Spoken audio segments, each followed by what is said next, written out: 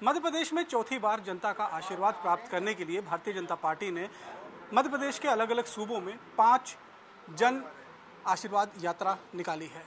आज 2 यात्राएं निकली हैं। अमित शाह जी के द्वारा उसको हरी झंडी दिखाई गई है।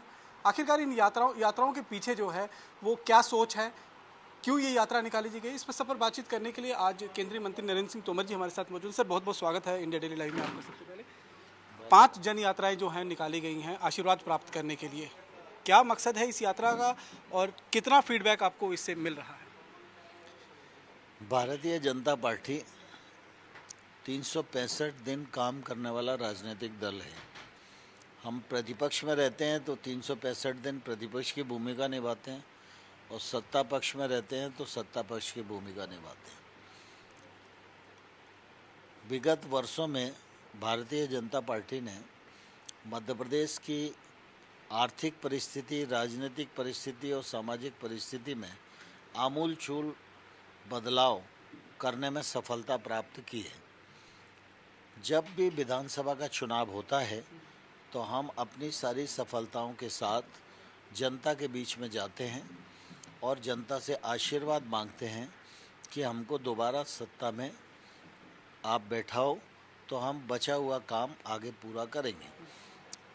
तो स्वाभाविक रूप से जन आशीर्वाद यात्राएं 5 वर्ष में एक बार हम करते हैं।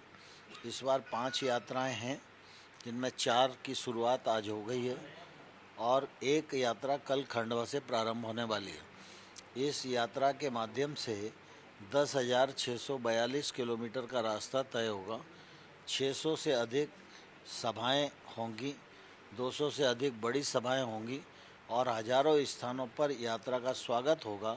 लोग स्वागत करके अपना समर्थन व्यक्त करेंगे। आज श्योपुर के कार्यकर्ताओं ने शुभारंभ के अवसर पर ऐतिहासिक सभा का आयोजन किया। मैं बहुत लंबे कालखंड से श्योपुर में आ रहा हूं, लेकिन इतनी बड़ी सभा भारतीय जनता पार्टी की मैंने इतिहास में पहली बार अपने जीवन में देखी है। इसके लिए मैं श्योपुर के कार्यकर्ताओं को, जनता को हृदय से बहुत धन्यवाद देना चाहता हूं। और यात्रा को भी शायद ही ऐसा कोई घर हो जिस घर के सामने से यात्रा निकली हो और उसने समर्थन नहीं दिया हो। मैं इस यात्रा की सफलता से बहुत अभिभूत हूं और श्योपुर की जनता के प्रति आभार प्रकट करता हूं और आने वाले कल में भी इन यात्राओं को ऐसा ही समर्थन मिलेगा, ऐसा मुझे पूरा विश्वास है। विपक्ष का कहना है कि जितने सारे काम भाजपा सरकार जो है वो गिनवा रही है, पिछले 18 सालों में जो काम भारतीय जनता पार्टी ने किया है, अगर इतने सारे काम धरातल पर किए गए होते तो ये यात्रा निकालने की जरूरत ही नहीं पड़ती, जनता अपने आप ही आशीर्वाद दे देती। कांग्रेस तो रसाताल में इसी सोच के कारण पहुंच गई है। हर मनुष्य राजनीतिक दल में हो या किसी भी जीवन में हो, उसके जीवन में कर्म ही प्रधान होता है। कर्म करते हैं तो यात्रा निकालने की हिम्मत पड़ती है। अगर आपकी उपलब्धि नहीं है तो आप करोगे क्या? कांग्रेस यात्रा क्यों नहीं निकालती? कांग्रेस के पास झूठ बोलने के अलावा कुछ है नहीं। अगर इतना लंबा सफ़र कांग्रेस तय करेगी, जनता पत्थर मारने लगेगी कि भाई 1 दिन, 2 दिन, 3 दिन तो आदमी झूठ झेल सकता है, लेकिन इतने लंबे कालखंड तक कौन झूठ झेलेगा? राहुल गांधी तो सीना ठोक कर कह रहे हैं कि मध्य प्रदेश भी जीतेंगे और राजस्थान भी जीतेंगे। नहीं, राहुल गांधी कुछ भी ठोके उससे फ़र्क नहीं पड़ता। जनता जिसे आशीर्वाद देती है उससे सरकार बनती है और जनता भारतीय जनता पार्टी के साथ है। भाजपा की ही सरकार बनेगी। एक सवाल ये है कि पिछले साल जब 2018 में चुनाव हुए थे तो 15 साल की इंटर इनकम्बेंसी थी, इस बार वो बढ़कर 18.5 साल हो गई है। कहीं कोई चुनौती आप देखते हैं? नहीं, मैं समझता हूँ कोई एंटी इनकम्बेंसी नहीं है। एंटी इनकम्बेंसी उन सरकारों के खिलाफ होती है जो अकर्मण्य और झूठ बोलने वाली सरकारें होती हैं। हमारी सरकार ने इन वर्षों में जो कहा है वो करने का प्रयत्न किया है। ऐसा नहीं है कांग्रेस ने कर्ज माफ़ी कहा था तो कर्ज माफ़ी हुआ नहीं। कांग्रेस ने बेरोजगारी भत्ता के लिए कहा था तो बेरोजगारी भत्ता किसी को मिला नहीं। हमने लाडली बहना कहा तो लाडली बहना के खाते में पैसे डाल के दिखाए। हमने लाडली लक्ष्मी बनाई तो 40 लाख लाडली लक्ष्मियों के जीवन स्तर में बदलाव लाया। हमने उच्च शिक्षा ऋण गारंटी योजना बनाई तो हजारों नौजवानों की ज़िंदगी को उस योजना के माध्यम से संवार दिया। अभी एक जिस तरह से आज अमित शाह जी भी आए हुए थे, उन्होंने एक जनसभा को संबोधित किया और वहाँ से जन आशीर्वाद रैली को निकाला।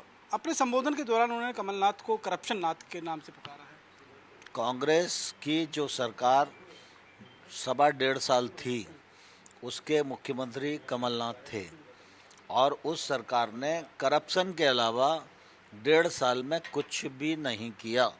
मध्य प्रदेश की उसके कारण बहुत बदनामी हुई।